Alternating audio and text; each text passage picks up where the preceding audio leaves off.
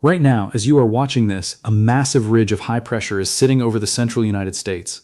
It is not moving. The jet stream has buckled around it. Storm systems that would normally push through and break the heat are being diverted north and south, unable to penetrate the atmospheric wall. Beneath that ridge, the air is sinking, compressing, and heating. The ground is baking. The humidity is climbing. And for roughly 80 million Americans stretching from Dallas, Texas, to North Dakota, the temperature is pushing past 100 degrees Fahrenheit with no meaningful relief expected until at least next weekend. This is the third major heat dome to hit the United States in less than a month. The first one arrived in late June and intensified through the 4th of July weekend, parking itself over the eastern half of the country and putting more than 200 million people under major or extreme heat risk simultaneously. At least 70 people have died from heat-related causes during July's heat events, according to a Washington Post analysis published today. The true toll is almost certainly higher. Epidemiologists say the country's slow, sometimes haphazard approach to counting heat deaths means that number is a dramatic undercount. And the worst days of this current dome may still be ahead. Today we are going to break down exactly what a heat dome is, how this one formed, why the summer of 2026 has been so relentlessly dangerous, and what the science says about whether these events are getting worse. No guessing, no dramatizing, just the facts, the science, and the real stakes. Drop a comment right now. Where are you right now, and how hot is it where you are? Tell me what the temperature is, and how you are dealing with it. If you want to be the first to know every time something major happens, subscribe. It is completely free. A thumbs up also helps enormously. Let us go for 5,000 likes on this one so the algorithm actually shows it to people who need to see it. Now, let us get into it. A heat dome is not a formal scientific term. Meteorologists use the phrase to describe a specific atmospheric configuration in which a persistent region of high pressure forms a ridge over an area and stays there for days or even weeks. The high-pressure system acts like a lid on the atmosphere. Hot air attempts to rise but is blocked by the ridge. As that air sinks back down, it compresses and heats further through a thermodynamic process called diabatic warming. Clouds cannot form because the sinking air suppresses the convective activity that produces thunderstorms. Without clouds, solar radiation pours onto the ground unimpeded, heating the surface, which heats the air above it, which feeds back into the high-pressure system, which strengthens the ridge, which traps more heat. It is a self-reinforcing cycle. And until something in the large-scale atmospheric circulation pushes the ridge out of position, it sits there and cooks everything underneath it. The most dangerous version of this pattern is called an omega block. When viewed on upper-level weather maps, the jet stream configuration resembles the Greek letter omega, a large inverted U-shape with a strong high-pressure ridge in the center, flanked by low-pressure troughs on either side. The surrounding low-pressure systems essentially lock the high-pressure dome in place, preventing it from moving. Weather systems cannot break through. The heat builds day after day, and the nights offer no relief because the sinking air keeps overnight temperatures elevated. When overnight low temperatures remain above 75 or 80 degrees Fahrenheit, the human body cannot shed the heat it accumulated during the day. That is when the danger escalates from uncomfortable to deadly. There is another mechanism at work inside a heat dome that most people never think about, but that meteorologists watch closely. When the ground has been baked by days of uninterrupted sunshine, the soil dries out. Moist soil absorbs solar energy and uses it to evaporate water, which cools the surface. Dry soil cannot do this. It absorbs the energy and converts it directly into heat, radiating that heat back into the atmosphere. This soil-moisture feedback is one of the reasons heat domes intensify over time. The longer a dome sits in place, the drier the soil becomes, the more efficiently the ground heats the air, the stronger the ridge becomes, and the longer the dome persists. It is a vicious cycle that accelerates as the days pass. On the periphery of a heat dome, a phenomenon that meteorologists sometimes call a ring of fire can develop. The edge of the high-pressure system, where warm, moist air is being pulled upward along the dome's flanks, creates conditions ripe for explosive thunderstorm development. These storms can be severe, producing damaging winds, large hail, and tornadoes. The irony is brutal. The center of the dome gets relentless, suffocating heat with no storms. The edges get violent storms that can be just as dangerous, and the communities in between get whipsawed from one extreme to the other with no transition. The scale of the current atmospheric pattern is worth visualizing. The ridge of high pressure driving this week's heat dome extends from the surface up through the troposphere to an altitude of roughly 5,500 meters. At that height, the geopotential height anomaly, the deviation from normal atmospheric pressure at that altitude, is significantly elevated, indicating that the column of air beneath it is unusually warm from top to bottom. This is not a surface phenomenon. It is an atmospheric distortion that extends from the ground to the upper troposphere, a 12-kilometer thick slab of overheated air sitting over the central United States. Heat is the #1 weather-related killer in the United States. Not tornadoes, not hurricanes, not floods, not lightning. Heat. It kills more Americans in an average year than all other weather hazards combined, and heat domes are responsible for the deadliest heat events on record. In 2021, a heat dome over the Pacific Northwest pushed temperatures in Lytton, British Columbia to 49.6 degrees Celsius, nearly 121 degrees Fahrenheit, before the town was destroyed by wildfire the following day. That event killed an estimated 1,400 people across the region. In 2024, heat waves across North America killed over 1,100 people. The summer of 2026 has followed a now familiar pattern of escalating heat events, each one building on the one before it.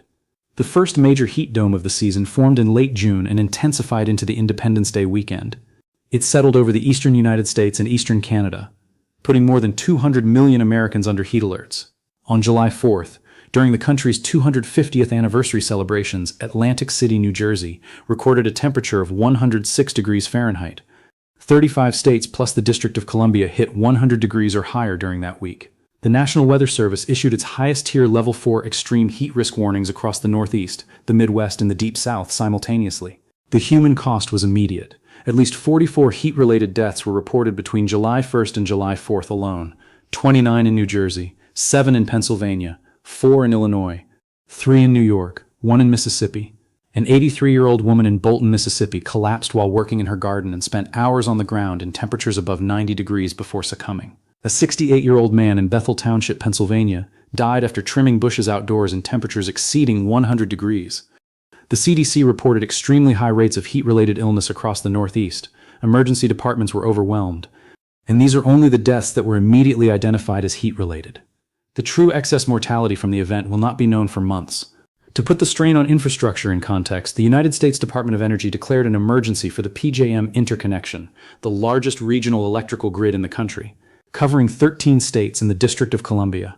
PJM forecast peak electricity demand of 166.3 gigawatts during the July 4th week, potentially surpassing its previous summer record of 165.6 gigawatts set in 2006. Real-time wholesale electricity prices in the PJM system surged from under $40 per megawatt hour to over $1,600 per megawatt hour in a single evening. That is a 40-fold price spike driven entirely by heat. The power grid emergency exposed a vulnerability that has been building for decades. The American electrical grid was designed for a different climate. Peak summer demand was supposed to be a short-duration event, lasting a few hours in the afternoon on the hottest day of the year. What the 2026 heat domes have demonstrated is that peak demand now lasts for multiple consecutive days, sometimes a week or longer, with little overnight reduction because air conditioning systems run continuously when overnight temperatures stay above 80 degrees. Transformers, transmission lines, and generation equipment that were designed for intermittent peak loading are now operating at sustained peak levels, and the failure rate increases exponentially with duration. Rolling blackouts during a heat dome are not just an inconvenience. They are a death sentence for people who depend on air conditioning to survive, particularly the elderly, the disabled, and people living in urban heat islands where concrete and asphalt amplify temperatures by 5 to 15 degrees above surrounding rural areas. Water systems face similar strain. Municipal water treatment plants and pumping stations consume enormous amounts of electricity. If the grid falters, water pressure drops. In a worst-case scenario, a heat dome combined with a grid failure could leave millions of people without both electricity and running water simultaneously. This compound failure scenario has been modeled by emergency planners, but has never occurred at scale in the United States. Every major heat dome brings us closer to that threshold. The severe thunderstorms that eventually broke the first heat dome between July 4th and 6th brought their own destruction. Over 1.3 million power outages were reported. 4 people were killed by the storms. The storms also possibly produced the largest hailstone in Connecticut state history. Relief from the heat came, but it came violently. And then almost immediately a second heat dome began forming. This one settled over the western and central United States beginning around July 6th. Phoenix, Arizona reached 113 degrees Fahrenheit on July 6th through 8th. Salt Lake City, Utah recorded a new all-time high temperature of 109 degrees on July 12th. Billings, Montana, a city and a state that most Americans associate with cold winters and mountain snow, hit 111 degrees on July 12th, shattering its all-time heat record. The geographic reach of the 2026 heat events has been staggering. These are not heat waves confined to the desert Southwest or the humid Gulf Coast, where extreme heat is expected and infrastructure is somewhat adapted. These domes have hit the Pacific Northwest, the Northern Plains, the Intermountain West, the Midwest, the Northeast, and the Deep South. No region of the contiguous United States has been spared. Montana is recording temperatures that belong in Phoenix. New Jersey is recording temperatures that belong in Baghdad. The heat is showing up in places where buildings were designed for cold, where air conditioning penetration is lower, where public cooling infrastructure is minimal, and where the population has no cultural memory of dealing with this kind of sustained extreme heat. This geographic universality is one of the defining features of the 2026 summer. Previous extreme heat events have been regional. The 2021 dome hit the Pacific Northwest. The 2023 events hit the Southwest and Texas. The 2026 pattern is hitting everywhere, sequentially, moving from one region to another as successive ridges build and collapse and rebuild in new locations. The entire country is cycling through extreme heat events, and the intervals between them are shrinking. The public health infrastructure designed to handle heat emergencies was never built for this frequency or geographic breadth. Most American cities have some form of cooling center network, typically libraries, community centers, or government buildings that open their doors during heat advisories. But cooling centers only work if people can get to them. They only work if people know they exist, and they only work during operating hours. The most dangerous period of a heat dome is overnight, when the heat index remains dangerously elevated and most public facilities are closed. The people who die in heat domes overwhelmingly die alone, at home, at night, when nobody is checking on them and no cooling center is open. There is a reason that heat events are sometimes called silent disasters. Earthquakes produce rubble, hurricanes produce flooded streets. Tornadoes produce visible devastation that cameras can capture and news helicopters can circle. Heat produces nothing visible. The destruction is internal, physiological, happening inside the bodies of people who may not even realize they are in danger. There is no dramatic footage. There are no rescue crews. There are no flashing lights. There is just a rising body temperature in a quiet room with a fan that is not enough. The European experience offers a grim preview of where the United States is headed if the pattern continues. During the 2023 European heatwave, over 60,000 excess deaths were attributed to heat across the continent. France alone lost 5,700 people to the June 2026 event. Europe has invested significantly in heat action plans, early warning systems, and targeted outreach to vulnerable populations in the years since the catastrophic 2003 heatwave killed over 70,000 people. Despite those investments, the death toll continues to mount because the heat itself continues to intensify beyond what the existing infrastructure was designed to handle. The United States has not yet experienced a European-scale heat mortality event, but the 2026 summer is testing the limits. The July 4th dome put more than 180 million people under Level 3 or Level 4 heat risk simultaneously. The CDC reported extremely high rates of heat-related illness across the Northeast. And the Washington Post's count of 70 deaths is, by every epidemiological assessment, a fraction of the true toll. Excess mortality analysis, comparing actual deaths during and after a heat event to expected deaths based on historical averages, consistently shows that the immediate, confirmed death count captures only a small portion of the real impact. The true excess mortality from the 2026 summer heat will not be calculated for months or years. Meanwhile, Europe was experiencing its own heat catastrophe. A heat wave that began in June devastated France, where at least 5,700 more deaths than usual were recorded during the period. The World Health Organization reported more than 1,300 excess deaths across Europe since June 21st. The heat is not limited to the United States. It is a hemispheric event. And now on July 25th, the third heat dome of the summer is expanding across the central United States. The National Weather Service has issued heat advisories for roughly 80 million people. Temperatures above 100 degrees Fahrenheit are forecast from Dallas to North Dakota. Overnight lows are not expected to drop below the mid-70s to low 80s across much of the affected region, meaning the cumulative heat stress will build day after day with no opportunity for the body to recover. The high humidity will push heat index values, what it actually feels like, to 105 to 115 degrees across the Mississippi Valley, the Great Plains, and portions of the Midwest. To put what heat does to the human body in scientific terms, the body maintains a core temperature of approximately 98.6 degrees Fahrenheit. It sheds excess heat through two primary mechanisms: radiation, releasing heat from the skin into cooler surrounding air, and evaporation, sweating. When the ambient air temperature exceeds skin temperature, roughly 95 degrees, radiation stops working. The body can no longer passively shed heat into the environment because the environment is hotter than the body. At that point, sweating becomes the only cooling mechanism. But sweating only works if the sweat can evaporate. When humidity is high, the air is already saturated with moisture and evaporation slows dramatically. In conditions where both temperature and humidity are extreme, the body has no effective way to cool itself. Core temperature begins to rise. Above 104 degrees Fahrenheit core temperature, heat stroke begins. Organs start to fail. Without immediate cooling, death can occur within hours. There is a threshold in the atmospheric science community called the wet bulb temperature. It is the lowest temperature that a thermometer wrapped in a wet cloth can reach through evaporative cooling. When the wet bulb temperature reaches 35 degrees Celsius, approximately 95 degrees Fahrenheit, the human body can no longer cool itself through sweating, regardless of how much water a person drinks, how fit they are, or whether they are in the shade. At that threshold, a healthy young adult sitting still in the shade will die within approximately 6 hours. Wet bulb temperatures near this threshold have been recorded in parts of the Persian Gulf and South Asia, and climate models project that they will become more common in the American Southeast and Midwest within the next 2 to 3 decades. The 2026 heat domes have not reached this absolute limit, but they have pushed wet bulb temperatures in the Mississippi Valley and the Ohio Valley into ranges that are dangerous for the elderly, the ill, and anyone engaging in physical labor. The people most vulnerable to this are the elderly, young children, outdoor workers, people without access to air conditioning, and people with chronic health conditions including heart disease, kidney disease, and respiratory illness. In the July 4th heat wave, the majority of documented victims were elderly individuals who either lacked functioning air conditioning or were engaged in routine outdoor activities that became lethal because of the heat. And here is the pattern that makes the summer of 2026 particularly dangerous. This is not a single heat event. This is a series of heat events, stacking on top of each other, with insufficient recovery time in between. The late June to early July dome affected the east. The mid-July dome hit the west and central plains. Now the late July dome is expanding across the central United States again. Each event degrades the body's ability to cope with the next one. Each event dries out the soil further, which feeds back into higher temperatures because dry soil transfers more heat to the air than moist soil. Each event strains the electrical grid further, increasing the probability of rolling blackouts during the next peak demand period. The cumulative effect is worse than the sum of the individual events. The forecasters at the National Weather Service have indicated that there might be some relief in the central United States toward next weekend, but even that might be temporary.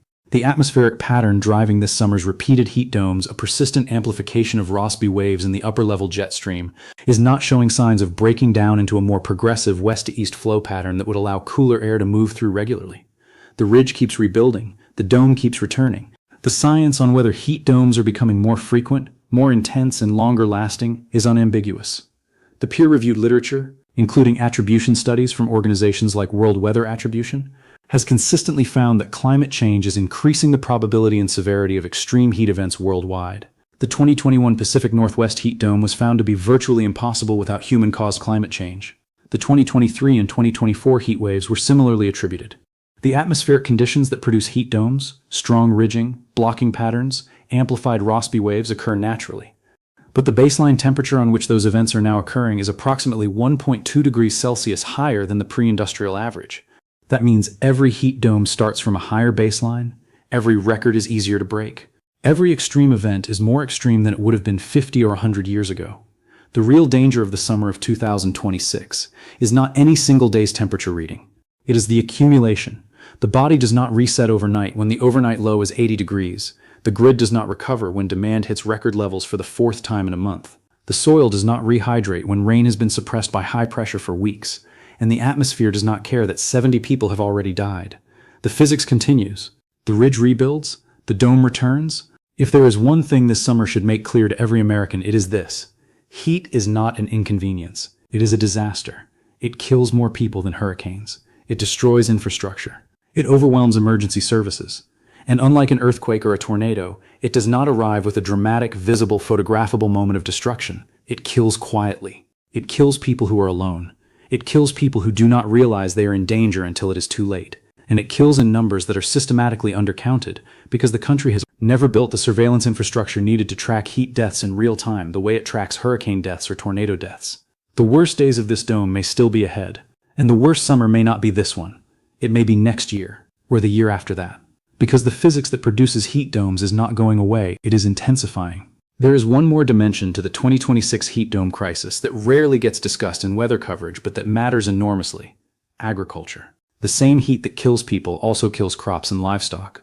Corn and soybean plants suffer irreversible cellular damage above 100 degrees Fahrenheit during the pollination window, and large portions of the Midwest Corn Belt are currently within the dome's footprint during the critical pollination period. Cattle cannot shed heat efficiently when the temperature-humidity index exceeds a certain threshold, and heat-related livestock deaths spike during sustained dome events. The dairy industry is particularly vulnerable because lactating cows generate significant metabolic heat and cannot tolerate high ambient temperatures without dramatic declines in milk production. The economic consequences of a multi-week heat dome over the agricultural heartland extend far beyond the direct weather impacts. They affect food prices, insurance claims, commodity markets, and rural communities that are already under severe economic pressure. And the wildfire connection cannot be ignored. Heat domes dry out vegetation. They create the conditions for extreme fire weather. The 2021 Pacific Northwest heat dome was followed immediately by destructive wildfires. The 2026 pattern is creating similar conditions across the northern plains and the Intermountain West, where drought stress is accumulating under successive dome events. Smoke from the 2026 Canadian wildfires has already affected air quality across portions of the northern United States, adding respiratory stress on top of heat stress and a compounding public health emergency. If this was useful, hit the like button. We are still pushing for 5,000 on this one, so the algorithm shows this to people who actually need to hear it. And wherever you are right now, tell me in the comments, how hot is it, what is the temperature, and how are you staying safe? I read every single one. See you in the next one.